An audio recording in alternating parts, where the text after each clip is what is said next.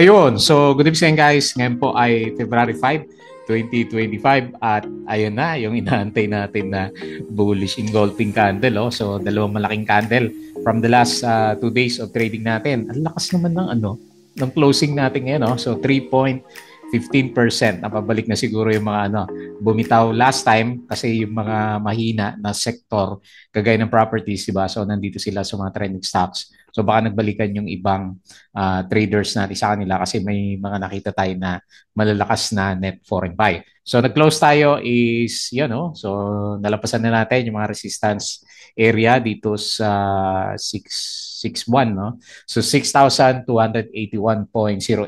Pumasok na rin yung mga foreigners ulit, 324.94 million net foreign buy. So maganda, no? 3.15%. Laki. Lakas ng lakas ng galawan, no? Tingnan mo ngayon. So halos verde lahat ng mga big caps natin, no? Lahat yata eh. So China Bank lang yata yung nakita ko pula kanina.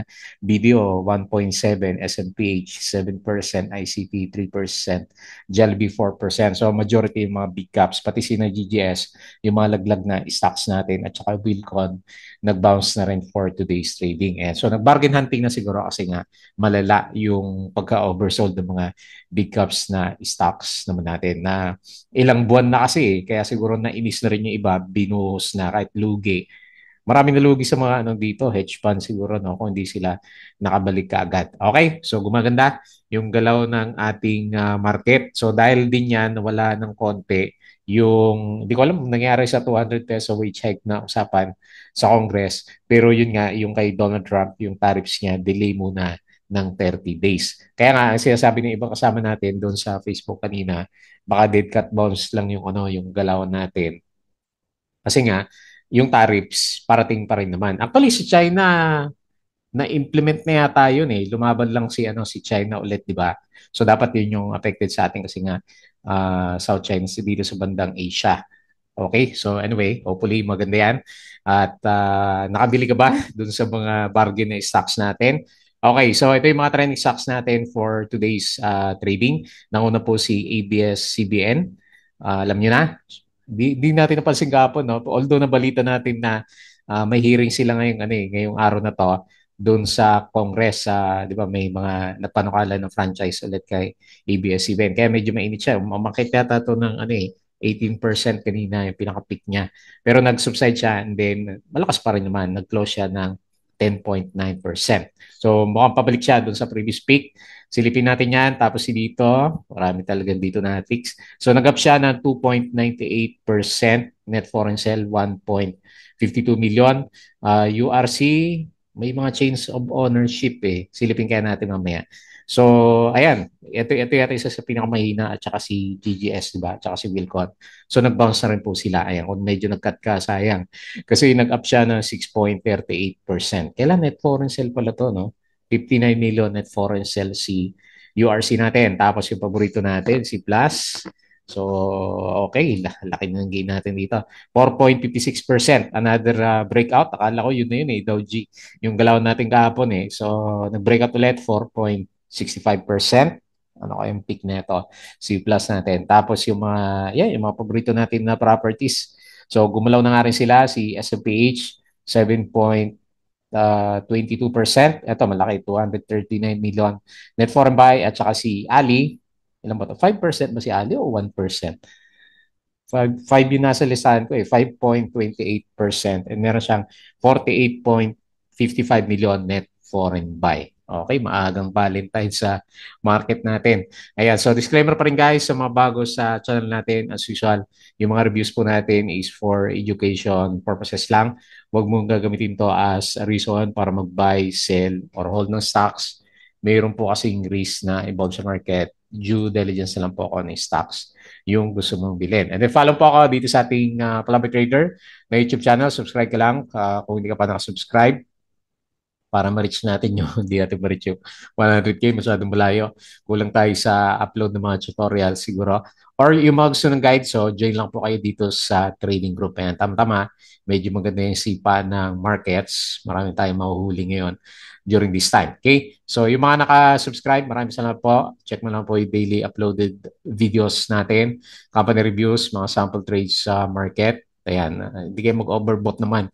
Bigla yung mga stocks natin. Technical analysis, fundamentals, yung mga risk management, plus yung ating mga PSE market studies naman. Okay? So, check mo na lang yan. Tapos sa social media, follow mo na po ako dito sa ating Facebook account. Ayan, napapost ulit tayo kanina. 2.68 pa lang nung nag-post ako, pero nag-close tayo is 3.15. Medyo binigwasan pa siya ng closing. Tapos sa Facebook page natin, follow mo lang ako para updated ka sa mga posts. And Butig-Pig, yung mga articles natin. Check mo na po yan, mga luma muna. Hindi po natin na-update ulit sa weekends na lang. Tapos sa Twitter, medyo maaga yung post ko. So hindi ko makita yung summary ng markets. Ito na lang. So foreign funds sold. Ito yung meron pa rin mga binenta, no? Metrobank, PNB, ASEN, AP, DNL, EMI, AC, AGI, DMC, FLI, MEG, Robinson, TEL, Dito, Bloom, at saka si Plus. Sell pa rin si Plus natin. Foreign funds bought, o nga, no? Negative 44 million. AUB, BDO, BPI, may nagpa-profit taking doon. FGen, Manila Water, CNPIT, Jollibee, Aboitiz, GT Cap, Ali, Aries, Globe, at saka si Converge. Ayan. So halos lahat yata is meron bang ano CBA market summary nung blue chips natin? Wala, no? Ito. Saglit, silipin natin to. Para makita natin yung mga winners sa big cups. Okay. O, halos lahat. So, naiwan ulit si China Bank. Mukhang nahirapan na. Negative 2.17%, pero halos lahat is umakyat. So, Monde pala yung nauna. 8.06%. SMPH 7%, San Miguel, ayan, pa-recover na 6%, URC 6%. Okay? Pero in terms of yung pinaka ano natin, kung anong type ng market properties yata yung isa sa mga mataas sa mga stocks natin. So tender offer alert, ayan Asia Best Group. So 2.55 ano bang presyo ni ngayon? ABG.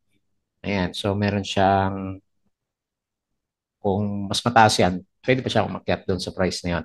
Sa SM, rise up, making its largest gain in 11 weeks. So malakas kasi si PSE. Kahit nung alas 12, sila na rin pala yung mga nanguna dito. Si Jollibee, si Monde, at saka si URC. Okay, may lumabas na result ng inflation. So hindi naman ganun nagkakaiba. So yung inflation natin last month is, this month, 2.9%. And then last December, January, and then last December, 2.6%. Ayan, mabot tayo ng 3% kanina. Marami nagdiwang sa market natin. Gainers, ayan, pero hindi ito alas 11 po ng umaga So kanina, nanguna si properties talaga. Holdings, mataas din siya. More than 2% din yung galawan. Ayan, puro post tayo ng kanina. Prutas, approved share buyback, plus exploring the possibility of teaming up with local partner in Brazil kasi meron na siyang license doon, di ba, to operate. Field rates, leasable area to expand by 37%. Share buyback ulit si Fruit, URC, weathering cyclical lows, Nickel signs agreement to sell stake in Coral Bay. So Jollibee, umakyat din siya. Local markets, BPI 162 and then 124 yung current price niya as of today. Okay, URC, finally, umakyat na rin siya. Bargain hunting daw. Ito yung mga corporate stories for today. Price reported 30% increase in net income. BMC declared special and regular cash dividend. Emperador have mutually agreed to extend the conversion period. San Miguel Skyway Stage 4. ICT is reducing its carbon footprint. Okay, wala masyado sa business. Plus 6 industrial partner in Brazil. So ito yung catalyst. Hopefully makahanap ka agad para masundan yung spike natin. ASEN increases ownership in Bilenos. Double Dragon unit all set to list. Ayan Double Dragon Ayan, tingnan natin. Frutas approves 100 million share buyback. Gold, laging market yung sino titrade sa atin ng ng mga commodities. Gold paakyat, Meralco, okay kahapon yan. Share buyback pa rin si Robinson, Ali at saka si ATI. Okay, so kala ko babagsak yung market natin kanina. So plus, okay na yan. Kay City, basa na rin natin. FGen, Industrial Printing Company, has renewed partnership with FGen. Okay, kay Ma'am April Tan, yung kanyang inflation. Tapos, ayun o, may gagawin sa Bitcoin ulit. Feasibility of Bitcoin reserve being studied. Kaya lang, medyo volatile kasi ang ng Bitcoin, no? Nagda-drop 10% sa isang araw. US stocks and higher kagabi. S&P mataas kagabi. Ayan, so mataas yung galawan nila sa US market. Okay? So, yan, patalas na ulit. Ayan, so tama-tama, maganda na yung market. Yung mga gusto sumali sa trading group po natin, kung gusto makita ko ng mga trade natin stocks and strategy natin during this time, sali ka lang po dito sa Patreon natin. Okay, so balik tayo dito. So masyado malakas naman yata yung bullish engulfing eh, no? Iniisip ko baka ganito yung gawin niya. Oh. So MA 100, no, yung previous. Ay, di malayo pa. Ayan, so tingnan natin baka ganun yung gawin niya. So hanggat walang Dow G, antayin natin yung resistance niya. Wala pa naman yung Dow G. So currently malapit siya sa 6.3. So ito yung previous na resistance natin kasi ito yung previous support natin, diba? Sabi natin, oh, hanggang dito lang. Hopefully hanggang dito lang, 6.3 hanggang 6.8, 6.9 kung tandaan nyo, pero na-break yan. So ngayon, on the way siya para sa recovery. So maganda nangyari. So bukod sa malalakas yung bigwas, meron din tayo mga net foreign buy, 329 million nga for today's trading. So remains to be seen kung makakabalik tayo kaagad sa 6,300. So syempre, okay, yung ibang papaisip nga na o baka dead cat bounce yung gawin sa atin ng market. So, kung yung mga sige papasok, mahuli tayo ngayon.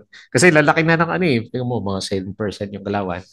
Meron at meron siguro sa foreigners na mag-take profits. Lalo na kung medyo mag-doji-doji yung galawan natin. So, on the way na siya bukas, hopefully, cross fingers tayo na ma-break natin yung MA20. So, good sign na break natin kanina umaga yung MA9. Ayan, so pabalik na. So, ikaw ba naman, from October, November, December, January, 4 months na downtrend yung market. And then, nakailan oversold pa. So, hopefully, ito na nga, yung inantay natin na reversal. So, di ba? Bullish, engulfing candle. And then, meron tayong pasok ng foreigners. Yung Dow G, wala eh. Wala yung Dow G na inaantay natin. Baka sa na, pag na-implement na yung tariff sa Mexico at saka sa Canada. Kasi hindi niya pinapansin ngayon di ba, yung tariff sa bandang China. O tignan natin, baka dahil tuloy na ba yung impeachment case kay BP? Parang serve na yata daw yung impeachment niya. So tignan natin kung anong development local politics, di ba? So may epekto din yan sa stocks natin kasi instability yung nangyari sa kanya. Okay, so on the way tayo sa recovery. Hopefully hindi tayo mauntog kasi nasa bear side pa rin naman tayo ng ating RSI. Pero yung bearish market natin, ano ba, ayun, 20%. Hindi na. Kasi bumalik tayo kagad sa 16%. Pero tignan natin kasi may trend yung stocks natin. Ano ba bukas? Breakout or breakdown?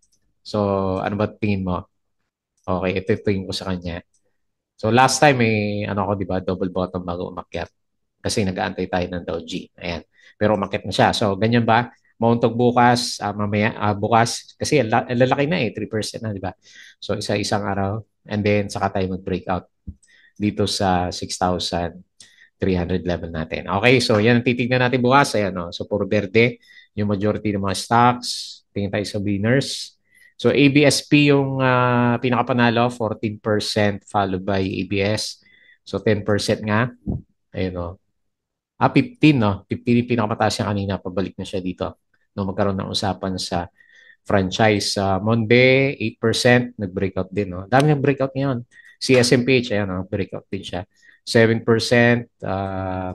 Del Monte, walang volume. San Miguel, ayun, nakabalik na siya, oh. Magtakin mo yan. Laki na binalik niya. No? Ilang araw lang, 20%. San Miguel, 6%. Sino pa? SLI, 5.8. Si Ali, so 5%. Ayan, nag-breakout na rin si Ali natin. So, good sign. By the Rich, breakout ba? Ayun, breakout din. Plus, breakout, puro breakout ngayon. Dami, no? Lamang ang may BP talaga pag ano eh, bumabagsak yung market. Macro Asia, 4.06%. Tapos si Security Bank, ayan, pabalik na rin. 3.6, JT Cap 3.58. Okay? Robinson 3.3. So halos lahat ng berde. Sino yung mga minalas-malas ngayong araw na to? Mark Ventures, minus 4%. Si Bell, 3.2. Oh, ba't namula si, si PG? Akala ko breakout. Nag-breakout to, di ba? Nag-stay na matagal sa 0.46 kanina. Ayan, profit taking na siya. 3.26% all day minus 2.6. Okay, RCI minus 2.04. So yun yung mga movers for today's trading natin. So blue chips talaga. Blue chips yung pinakapanalo sa mga stocks natin. Okay, so tingin tayo sa global market. Mukhang pula man. Dow futures minus 0.34. Nasdaq futures minus 1.07%. Okay, so ayun, namumula sa European markets medyo mixed tayo sa mas marami ng berde yung konti, no? Pero mixed pa rin yung galawan sa Asian markets. Bitcoin, nangyari dito, hindi na makabalik sa 100K. Ay, nag-drop na naman siya. So, mixed din, no? Meron pa rin mga nag-bounce, pero halos karamihan is mababa. Nagre-recover na siya, no? Ibig sabihin, nag-drop pa to kanina. So, 97K si Bitcoin, 2.7K si Ethereum. May nakabawi si Ethereum, and 2.5 si XRP natin, and then 569 si BNB naman. Okay? So, medyo sideways yung galawan sa cryptos. Tingin tayo dito sa mga trending stocks. Unahin natin si ABS-CBN. Naku, aabot kaya ulit dito sa bandang 7.45. So, nasan yung mga immediate na resistance? Dito tayo full body. Ayan, whole body resistance previously. Okay, so nakabawi siya. So, alam mo na, yung usapan sa franchise niya is ongoing. Although marami naman na nagsasabi na na pag-usapan na dati yan eh. Kaya tignan natin kung matuloy-tuloy si ABS-CBN. Pero hanggat pinag-usapan siguro yung mga hearing na yan sa franchise niya is magiging good catalyst para sa stocks natin. Ayan. Potential na mag-break ulit ito. Normally kasi bumabalik, di ba? So tignan natin kung babalik siya dito sa 7.5 later on. Ayan. So bullish yung indicators and bullish yung MACD. Nagtatry din na mag-recover yung price action natin sa kanya. So meron siyang ascending trend lines, higher low. Nag-fill the gap lang pala siya, oh. Fill the gap, green candle, and then umakit na si ABS-CBN natin. Okay, congrats dun sa mga nakasalo, 10.9%. So yun na po yung pinaka-catalyst, yung hearing na ongoing sa Congress daw. Next, dito, last talaga dito na pag pinag-usapan. Okay, nauntog sa MA 100, no? Pero nag-break, ay, medyo nauntog sa sa trend lines na pinag-uusapan natin last time, ganyan, di ba? So, tignan natin bukas kung makabalik siya, pero at least green naman siya, di ba? Ayan. So, lumalaban yung price action natin. Medyo malayo pa nga rin sa sa bull side of the market kasi below pa rin siya ng RSI 50 and hindi pa nakaka-recover yung MACD formation na rin sa kanya. So, nag-up siya na 2.38%. Meron siyang 1.52 million net foreign sell. Next. Ayan. So, marami pa nagtapon ng URC kasi parang parang Subaru na si URC natin, no? Ibig sabihin, ano kaya mga fair value ng mga to? Hindi ko pa nakita kung ano yung mga fair value ng mga stocks natin. Okay, so finally, nag-bounce sa oversold condition. Hopefully, hindi ka nakapakat kasi Doji na pala yung Doji na yung galaw niya kahapon, no? Yan, 'di ba? Ito yung hinahanap ko nga, Doji doon sa PSC market ang pinalit naman bullish engulfing candle, mga signs ng reversal yan pagka nandito sa ilalim. Siyempre, may chance na pwede siyang mag-breakdown kagaya dito. Nag-breakdown siya. So, yun naman yung babantayan mo. Okay. So, bukas, hopefully makabalik siya and ibalik niya yung trend niya. Kasi pwede rin naman ang pinaka-maximum na resistance is yung ating pinaka-MA 20. Kasi meron siyang trend dito na ganyan ang itsura. Ayan. So downtrend and sakto siguro sa sukat natin is nag-support dito sa 5.8. Malaki din yan, no? 6.38% na binalik. Naubos na kaya? Pero meron pa, no? 59 billion net foreign sale bukas Silipin natin yan. Pero makita mo dito, talagang unti-unti binenta si ano, lalaki ng mga sell volume dito. Okay? So, mag-establish muna ng support, mga buyers si ano si URC wala pa rin eh. Hindi kayo mauntog lang to bukas sa ano. Kahit umakyat siguro baka mauntog din kung wala pa rin tayo net foreign buy. May mga change of shareholdings pala. Saglit, silipin natin si URC. Hindi ko nakita kung ano eh, yung mga owner ba natin yung ano, bago natin buksan yan. So yung bagal yung net natin, lagay natin si Plus. Yun. Alaga natin si ano, si Plus dito sa bandang baba. Ay no, change in beneficial securities. Kita nyo ba to? Hindi ko alam kung kita nyo itong ano eh. Saglit, download natin. Hindi ko nabuksan kanina eh. Ano ba nangyari dito? Ayan, nag-acquire siya. Okay, gaano karami? 500 shares lang naman. Malit lang. Common shares at 1 peso par value. Okay, may konting binili lang si ano, si Jose Manalang. Di ba to si ano, si sa Itbulaga? Jose Manalang natin. Okay, so yun lang nangyari kay URC. Next si Plus. So natuloy yung breakout, no? Kala ko bubuelta na to pababa eh. Sakto na yata dun sa ano, sukat-sukat natin, no? Ayan, sakto na siya. Ayan, remains to be seen kung tutuloy yung breakout natin. Ayan, yung trend natin, sakto na doon sa 31.3, no? So, interesting to see kasi another 52 weeks high kung mag-break tayo dito sa siguro 32 na, no? Yung pinaka-next. 32 na yung pinaka-next na resistance natin para dito kay plus. Ayan, very good. Ang maganda lang sa kanya, nag-over ano na pala. Maganda sana sabihin ko. Kaya lang napansin nyo, pangatlong araw na to eh. Minus 44 million ulit si ano, pangatlong araw na net foreign sell na. Ewan ko kung paano nila ginagawa yan, no? Market pero puro net foreign sell. Ibig sabihin nagbebenta sila at end of the day, no? 4.68% and overbought na. Ayan, watch out na lang doon sa mga bago na papasok pero tayo na may hawak. So awakan ko na lang siguro. Antay ko yung news ng ano, baka maganda yun. Yung kumakahanap siya ng partner ulit. Another pick para kay Plus. Kasi nag-ano siya, ang bilis na ng galaw niya ngayon. So from 8 pesos lang, nag 30 pesos na. 4x, 5x na yata to si ano, si Plus natin. Okay? Good. So may catalyst kasi kaya umakyat. And bakit bumalik yung mga properties natin? Ewan ko. Masyado lang siguro extended yung ano, yung drop nila. Ayan. So nag-breakout na malakas si SMPH. Ayan, may pag-asa pa rin sa mga blue chips. Kasi pabalik yung price action. So medyo no, nasa ano siya ngayon, resistance at 26 pesos. O na-breakout niya ng konti pero resistance area pa rin yan. So nag-up siya 7%. And ayan, ito na. 239 million net foreign buy. Kapon meron din siya, di ba? Ilan ba yung ano, net foreign buy nitong si SM? Hindi ko nakikita, no? Hindi ko napansin. Pero meron na, alam ko, net foreign buy dito kapon eh. So, ganyan lang muna. Maganda mag-break to. Or kagaya ng ginawa ni Plus, Dow G muna para sa profit taking. Ano yung saka tayo umakyat until mauntog ulit dito sa MA 100. Ayan, wala pa sa overbought condition. And lastly, so property ulit. Ali, nag-up siya 5.28%, 48 million net foreign buy. Okay. So nakakatulong na yung mga share buyback. Ayan, breakout. So ito medyo hindi pa masyadong obvious. Pero malaki na rin yung tinaas niya kasi, no? 14%. Ayan, tignan natin kung hindi siya mauntog bukas. Pero, ayan, kutob ko lang ha.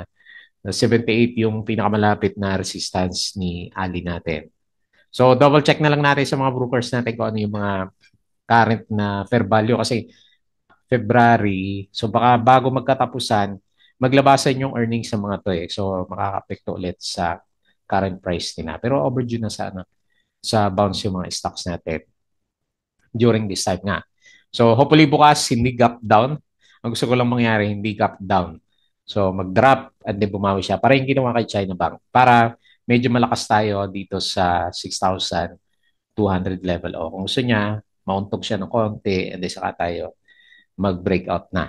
Kasi parang ano naman, overblown yung ano, yung takot dito sa area natin na to. So mararamdaman din naman nila yung mga hedge funds siguro yung mga nag-aaral niyan na nasa ano na na-implement na yung 10% tariff sa China. So titignan natin kung ano yung epekto. No? Bumawi si China, di ba? Doon naman sa ibang products na ini-import niya sa US, nilagyan din niya ng tax. 15% yata yung tax niya, mas malaki pa yata yung binigay niya kumpara kay ano eh. Tapos si Google, ayan, ini-scrutinize niya. Okay, so yun na lang muna yung ating review. So close open port na, pwede na mag-open port, verde na yung ano eh, yung galaw na ibang stocks. And as usual, bago tayo close, please don't forget to subscribe dito sa ating Palabra Trader na YouTube channel. Join ka sa group guys ha, dito yung mga kasama natin or kung gusto mo support, pwede rin naman. Crypto ko to, follow mo na lang Facebook account, Facebook page, Bodega Peak, Twitter, and Patreon. Ito yung official channel natin sa mga members natin. Sali ka lang po dito. Okay, so yun lang. Maraming salamat. Kita po ulit tayo bukas.